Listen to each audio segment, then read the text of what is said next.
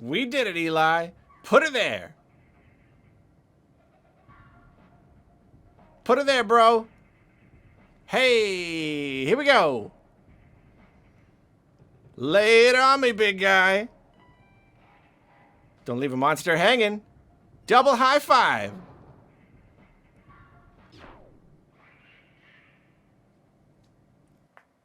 That April Switch 2 Direct had so much cool stuff in it. It's just like, it's open world Mario Kart, it's humongous 3D DK. All these games are just like the absolute craziest next-gen Nintendo games ever. And then in the middle of all of it was Dragon Drive. And it was just so...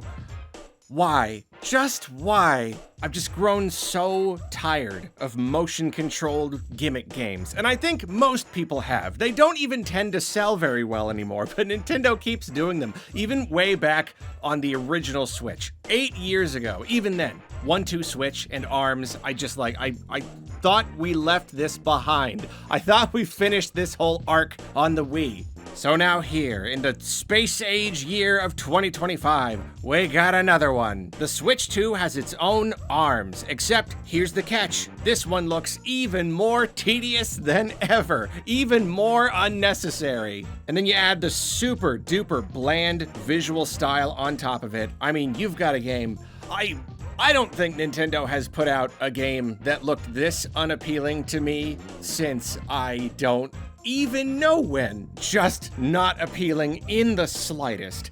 So I don't want to say that I went into it ready to hate it. I really do want to give every game that I play a fair shot. I don't want to be pre-biased and then that like makes me hate it. But I did not expect to like it. And I will say, the start was a little bit rough. Playing that tutorial, yeah, it's a little exhausting. Covering a lot of ground, like trying to go fast for long distances, it really does take a lot of arm movement. Like really big, consistent motions with the arms, and like, it's dual mouse mode. It's not really gonna be convenient at the best of times. If you wanna play tabletop or something, or like use your coffee table, you could like use a hard surface, but then you kinda gotta be right up to it.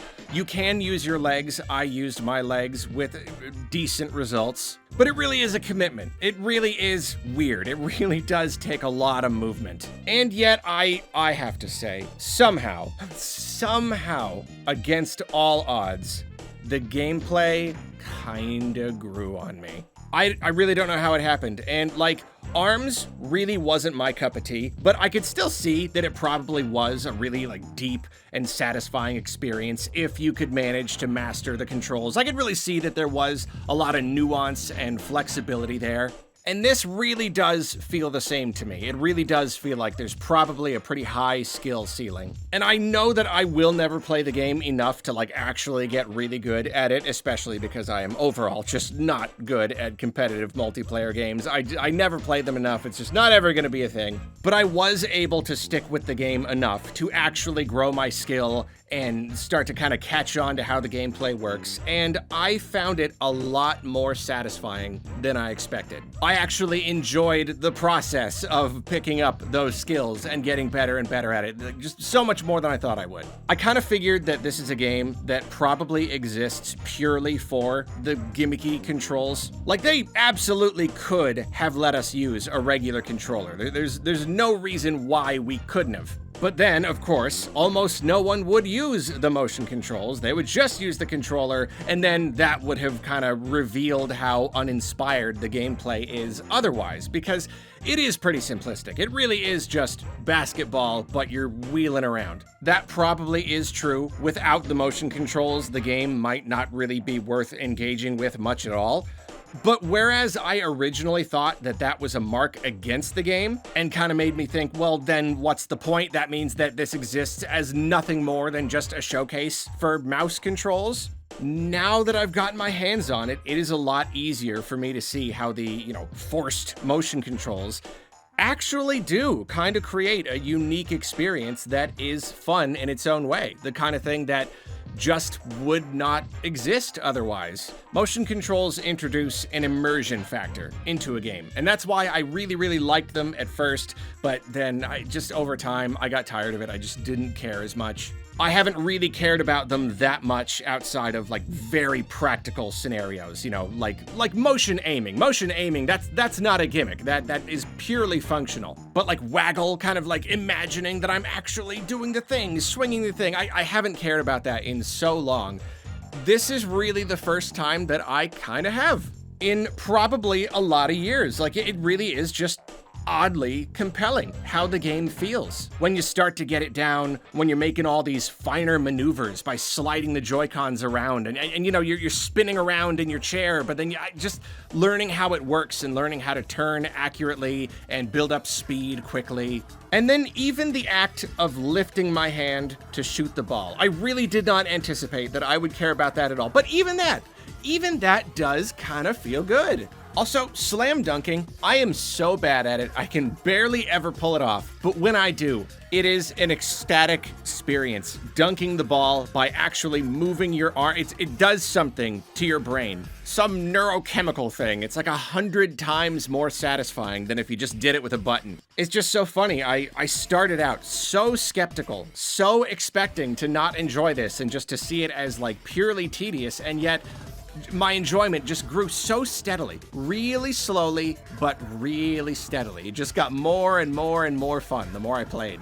Really though, it's not just the gameplay. The gameplay all by itself, even if I did come to appreciate it more over time, I think that probably still wouldn't quite be enough to carry the game for me by itself. What made the game grow on me more than anything was its personality. Now, I know that's weird to say. What personality, you might be thinking? That's the whole thing with this game. It's completely bland. There's no personality at all. Okay, well, you're not wrong that the visual style is rather bland. It looks like a launch game for the original Xbox. It's got such like a 2001 vibe. They're really just generic robot people. There's really not much to it. On that front, I will at least say that it's not quite as bland in action when you're actually playing it and kind of getting into like the cosmetics and stuff. Like you can customize it a little bit. You can add some color in there. Yeah, it may be plain, but it's not entirely uninteresting, I think.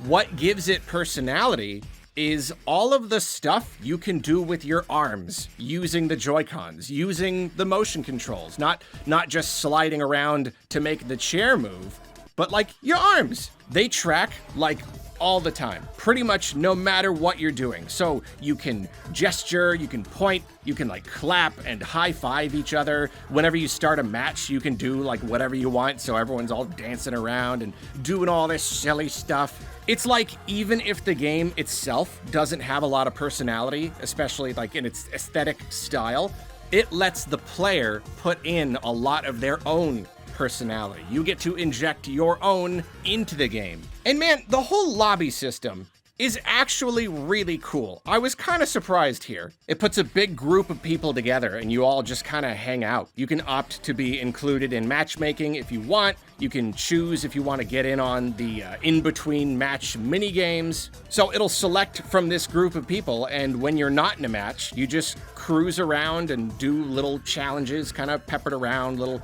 obstacle courses you can practice. And when everyone else is in a match, you can just watch them. Like you just sit there on the sidelines and watch in real time. And it's all like totally seamless. Like you're dropping in and out of these matches really easily, really quickly. And the whole time you're just messing around, just doing all this silly stuff. There's just such a surprising sense of camaraderie here. It genuinely feels like you're hanging out with a bunch of people, especially if you're using game chat to do it with friends. I don't know, it really does add a lot to the fun. Now, it is absolutely true that there is not a lot of content in this game per se. There's no ranking system, there's no real progression system, there's no real single-player content, like, at all, beyond doing these little challenges and trying to get good scores. And online options are sorely lacking, as with just about all Nintendo games. You can't play alongside a friend against randos. Fortunately, in my experience, if you've got a friend who's on, it'll usually put them in your room, at least, so you can't choose to team up with them every time,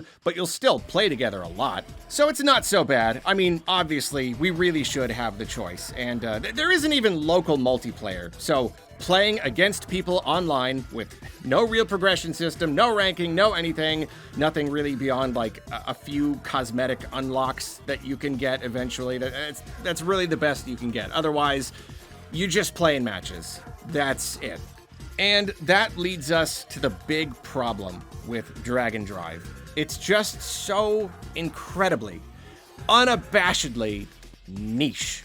I think even Nintendo could tell that this was not going to be a big hit. It was just a fun little thing that they wanted to do because they feel like required to make games using their controller gimmicks. So they gave the project to a super small team, and they clearly didn't spend a lot of money on it. If they had given it more features, all the proper online accoutrements, they would probably want to charge more. So they kept it simple, but because of that, now it appeals to even fewer people. I mean, you take the whole Switch playing population, Switch 2 playing population, narrow it down to people who like this kind of competitive online sports game, then narrow it down more to people who like motion-controlled games, and then narrow it down to the people who are willing to play this kind of motion-controlled game, which requires kind of a weird setup and a lot of, like, arm energy. And then you just have to hope that the game offers enough feature-wise to keep even those people occupied, or to make them even willing to spend money on it at all. That's why it really should have just been free to play. It really should have. Or like free for NSO members, or even just expansion pack members, or something. A multiplayer game lives and dies by its player base. By charging anything at all, even a small amount, they are cutting even more into this potential market. It feels a little weird to push for a game to be free to play. It's actually great that Nintendo is still willing to do smaller games and just charge money for them straight up. But I just think it would have made all the sense in the world here. Even if we had to pay for some content, even if it was just like free to start, or heck, even if they had charged for some cosmetics. I'm not generally into that kind of thing, and yet I could kind of see it here.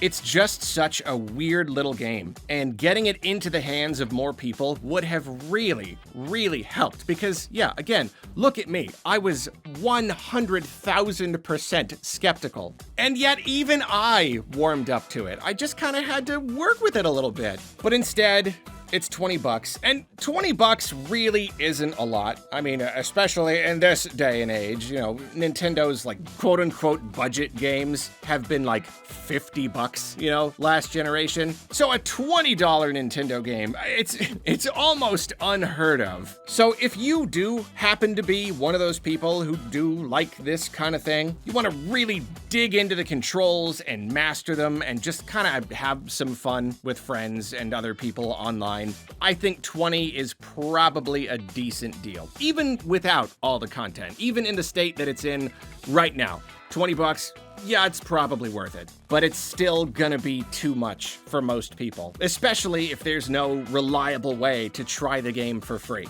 So Dragon Drive really feels like it's doomed to fail. I mean, it felt like it was doomed to fail from the beginning. Like Nintendo sent it out to die. It was one of those projects they had to do, because you have to have the thing that shows off the controllers, but is it gonna sell well? Does it really matter? Who cares? They likely knew that the game looked kind of unappealing, was probably gonna be super niche at best, but I don't know. Just throw it out there, see what happens, be done with it, move on. And I guess what I'm saying is that I think that's a little sad, because I think it has the potential to be more. Not a lot more, really not a whole lot more, but at least a little more. At least something that could hang on with a small but dedicated player base for at least a bit.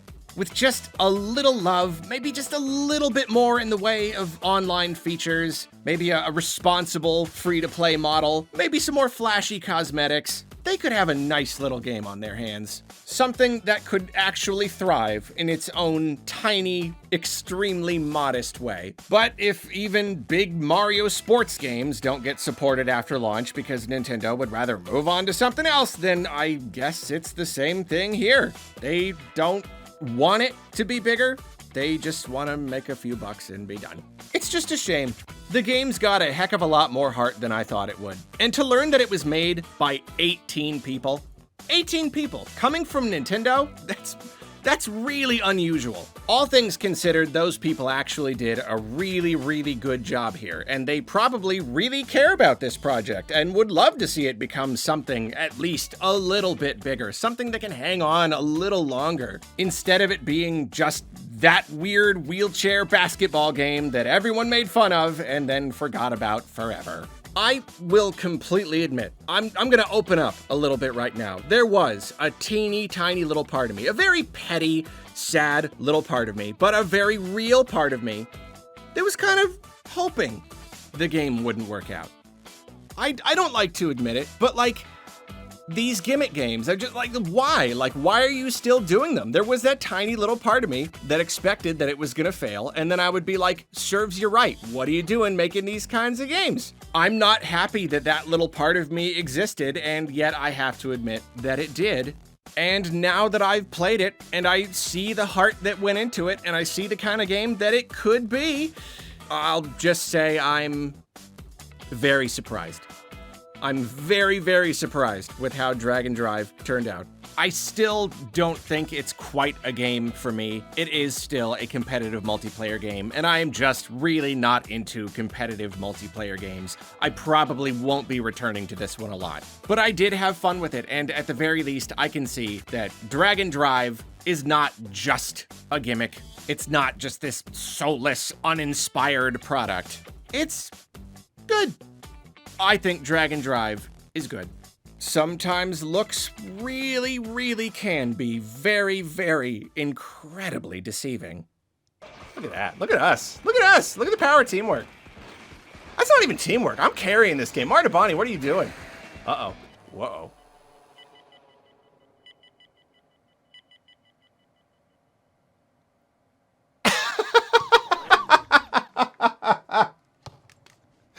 Oh, slightly anticlimactic.